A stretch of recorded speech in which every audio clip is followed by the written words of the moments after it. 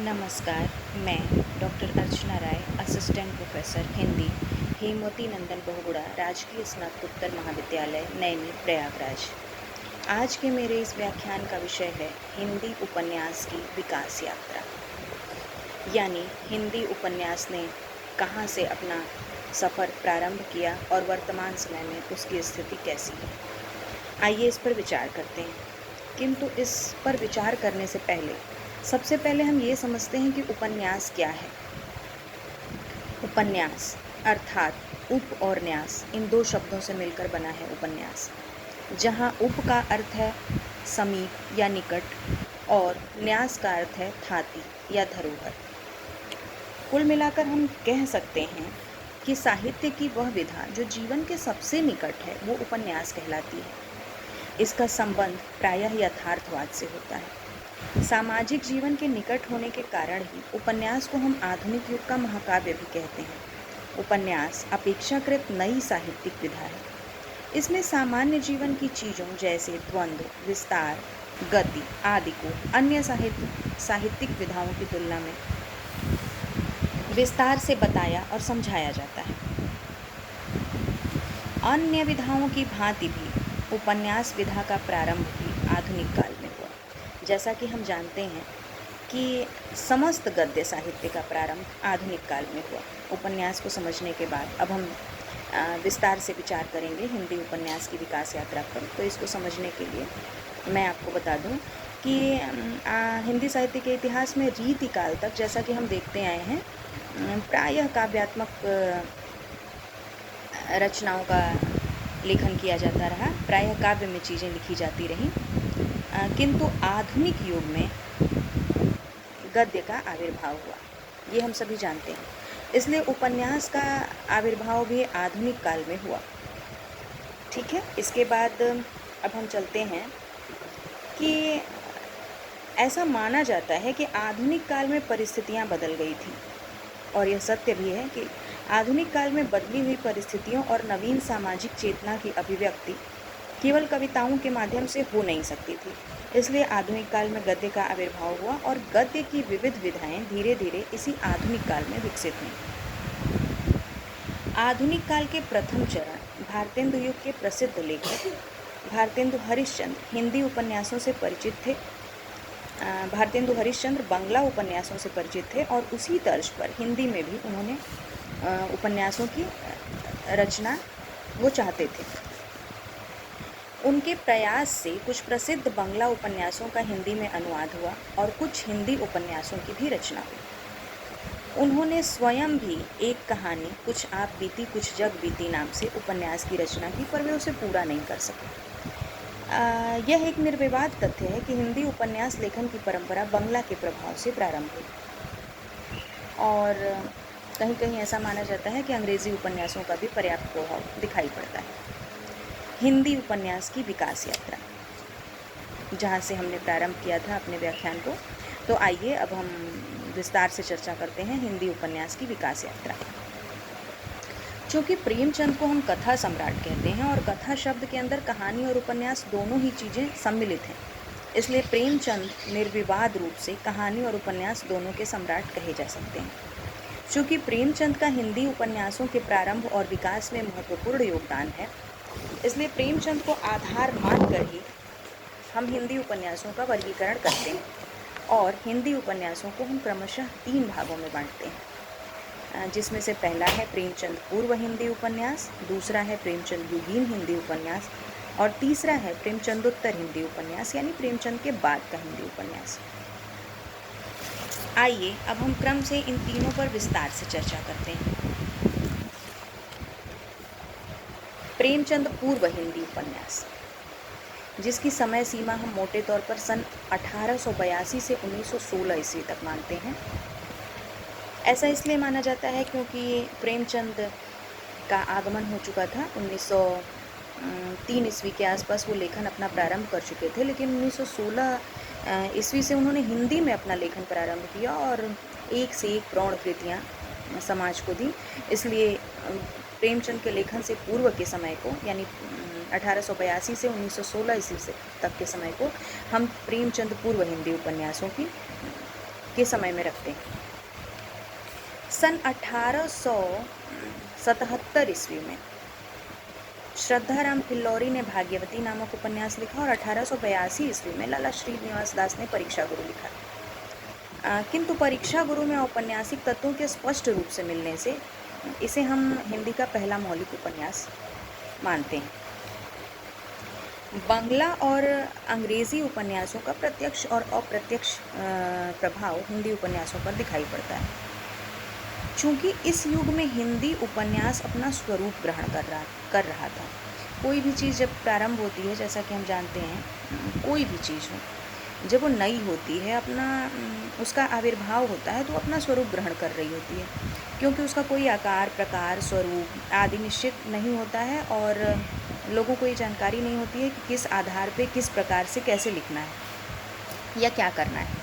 तो यही कारण है कि प्रेमचंद पूर्व युग में हिंदी उपन्यास अपना स्वरूप ग्रहण कर रहा था और इसलिए लेखक अलग अलग तरह के उपन्यास भी लिख रहे थे।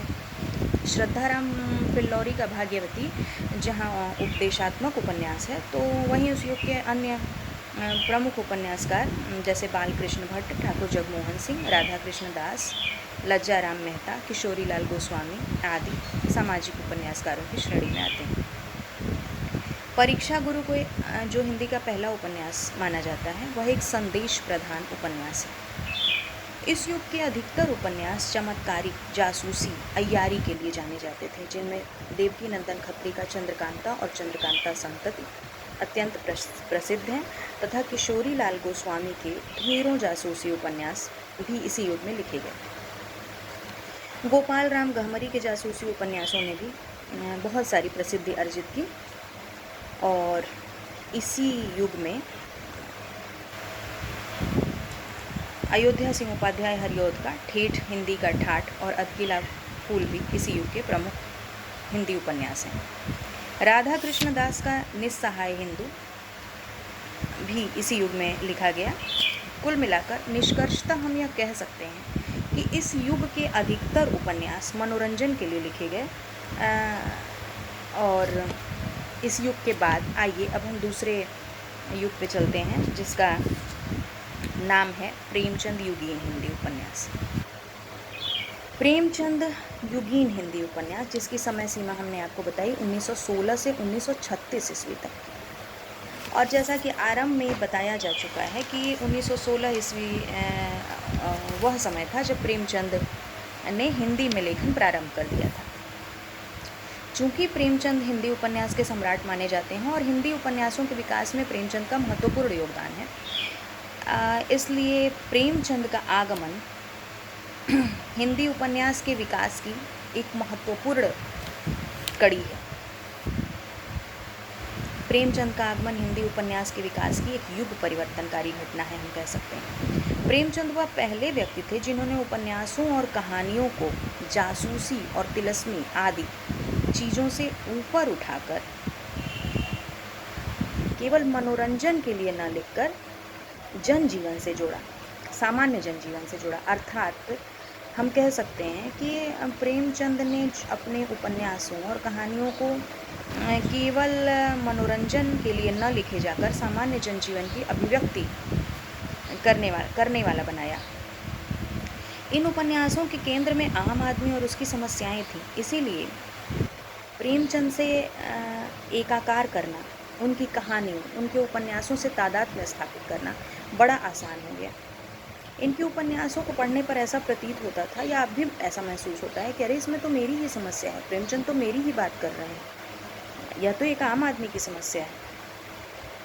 प्रेमचंद के लगभग सभी उपन्यासों में किसी में दलित जीवन की समस्या, किसी में वंचित जीवन की समस्या, किसी में कृषक जीवन की समस्या, या फिर स्त्रियों की ढेर सारी समस्याएं, कुल मिलाकर किसी न किसी एक वर्ग की समस्या को प्रेमचंद ने उठाया है और फिर उसका कोई ना कोई काल्पनिक समाधान उन्होंने प्रस्तुत किया है। तो हम कह सकते हैं कि प्रेमचंद अपने उपन्यासों में विभिन्न समस्याओं के साथ उपस्थित होते हैं, और चूँकि हमारे आपके जीवन में भी बहुत सारी समस्याएं लगी रहती हैं, इसलिए प्रेमचंद को पढ़ने पर ऐसा महसूस होता है कि हाँ, प्रेमचंद तो हमारी ही बात कर रहे हैं। प्रेमचंद के विभिन्न उपन्यास जैसे सेवा सदन, कर्मभूमि, रंगभूमि, प्रेमाश्रम, गबन, गोदान, निर्मला आदि अपने समय से बहुत आगे बढ़े हुए उपन्यास हैं और आम आदमी की ढेरों समस्याओं के साथ साथ उनका समाधान भी प्रस्तुत करते हैं। गोदान आज भी न सिर्फ प्रेमचंद का वरन संपूर्ण हिंदी साहित्य का एक श्रेष्ठ उपन्यास माना जाता है।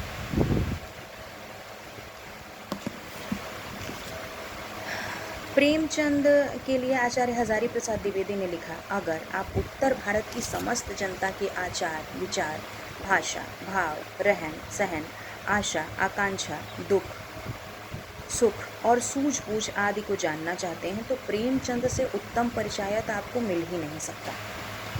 प्रेमचंद युग में प्रेमचंद के अलावा कई अन्य महत्वपूर्ण उपन्यासकारों का नाम सामने आता है, जिनमें विश्वंबर नाथ शर्मा कौशिक, राधिका रमण प्रसाद सिंह, सियाराम शरण गुप्त आदि प्रमुख हैं। कौशिक के 2 उपन्यास माँ और भिखारणी अत्यंत प्रसिद्ध हुए। वहीं शिव पूजन सहाय का देहाती दुनिया भी अत्यंत प्रसिद्ध उपन्यास माना जाता है। प्रेमचंद युगीन उपन्यासकारों में प्रेमचंद के अलावा जयशंकर प्रसाद, जिनके 3 महत्वपूर्ण उपन्यास कंकाल, तितली और इरावती प्रकाशित हुए, जिनमें से इरावती अपूर्ण उपन्यास है। इस युग में निराला ने भी अपने कुछ महत्वपूर्ण उपन्यास लिखे। इस युग के अन्य महत्वपूर्ण उपन्यासकारों में पांडेय बेचन शर्मा उग्र, चतुर सेन शास्त्री, वृंदावन लाल वर्मा, भगवती चरण वर्मा आदि आते हैं। भगवती चरण वर्मा का चित्रलेखा और चतुर सेन शास्त्री का वैशाली की नगरवधु अत्यंत लोकप्रिय ऐतिहासिक उपन्यास है। और इसके बाद हम चर्चा करते हैं प्रेमचंदोत्तर हिंदी उपन्यासों की। प्रेमचंदोत्तर हिंदी उपन्यासों का समय सन 1936 ईस्वी के बाद का समय माना जाता है। हम कह सकते हैं कि सन 1936 ईस्वी से लेकर के वर्तमान समय तक का समय प्रेमचंदोत्तर हिंदी उपन्यासों का समय माना जाता है, जिसको कि हम कई श्रेणियों में बांटते हैं। इस युग में हिंदी उपन्यास की कई धाराएं एक साथ चल रही थीं। कई नवीन विषय इस दौर में लिखने के लिए मौजूद थे और इस युग के उपन्यासकार विषयों की नवीनता को सर्वथा अपना रहे थे। प्रायः इस युग के उपन्यासों का सामाजिक, मानवतावादी, मनोविश्लेषणवादी, यथार्थवादी, ऐतिहासिक, आंचलिक आदि में वर्गीकरण किया जा सकता है। इस युग के प्रमुख उपन्यासकारों में यशपाल, नागार्जुन, भगवती चरण वर्मा, नरेश मेहता, रांगीय राघव, निर्मल वर्मा, कमलेश्वर, गिरिराज किशोर आदि उपन्यासकार आते हैं।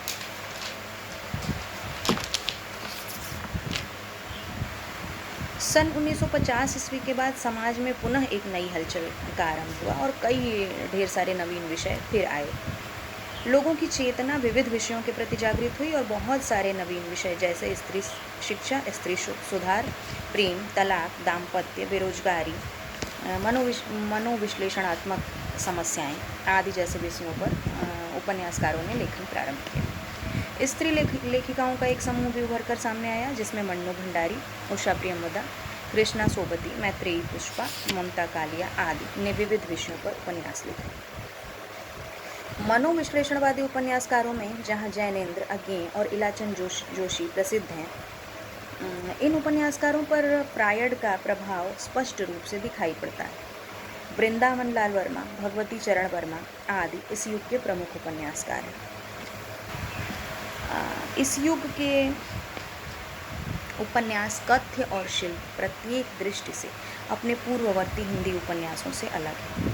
धर्मवीर भारती का गुनाहों का देवता, सूरज का 7वां घोड़ा, उपेंद्र नाथ अश्क का गिरती दीवारें, नागार्जुन का बलचन्मा, बाबा बटेसर नाथ और रतिनाथ की चाची तथा अमृतलाल नागर का बूंद और समुद्र, मानस का हंस, राजेंद्र यादव का उखड़े हुए लोग, फणीश्वर नाथ रेणु का मैला आंचल आदि इस युग के अत्यंत प्रसिद्ध उपन्यास हैं।